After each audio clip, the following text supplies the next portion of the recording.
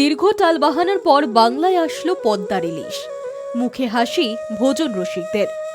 শুক্রবার সকাল থেকে হাওড়ার পাইকারি বাজারে পাওয়া যাচ্ছে বাংলাদেশি ইলিশ।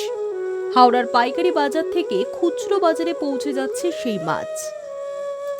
পুজোর ঠিক আগেই বাংলার বাজারে হাজির পদ্মার ইলিশ। শুক্রবার সকাল থেকে কলকাতা, হাওড়া সহ বিভিন্ন বাজারে মিলছে ওপারের রূপোলি শস্য।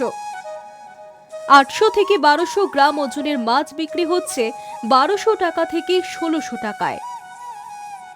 স্বাভাবিকভাবেই মুখে হাসি ফুটছে ভোজন রসিক বাঙালির। লক্ষ্মীবাড়ি বনগাঁর পেট্রাপোল সীমান্ত দিয়ে বেশ কয়েক টন ইলিশ এসে পৌঁছেছে। বেনাপোল বন্দর থেকে পাওয়া সূত্রে জানা গিয়েছে 3000 টন ইলিশ রফতানির প্রথম চালানে 4 টন অর্থাৎ 4000 কেজি মাছ এসেছে। দুটি ট্রাকে করে 200 বক্স মাছ বুধবার বিকেলে বেনাপোল বন্দরে পৌঁছয় রপ্তানির জন্য। মৎস্য দপ্তরের অনুমতি সাপেক্ষে বৃহস্পতিবার ইলিশ পেট্রাপোল দিয়ে ঢুকেছে এপার বাংলায়। নতুন ও পুরনো সব আবেদনপত্র এবং এর সঙ্গে সম্পর্কিত কাগজপত্র যাচাই বাছাই করে ইলিশ রপ্তানির চূড়ান্ত অনুমোদন দেওয়া হয়। শর্তে বলা হয়েছে অনুমতির মেয়াদ কার্যকর থাকবে আগামী 12 অক্টোবর পর্যন্ত।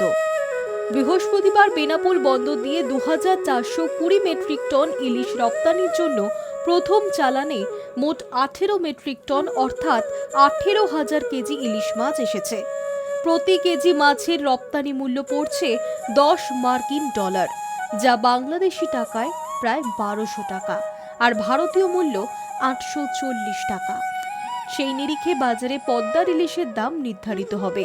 পরে আরও ইলিশ ঢুকবে, ফলে বাজারে যোগান বাড়বে, আর যোগান বাড়লে দামও খানিকটা কমতে পারে। Hi news network.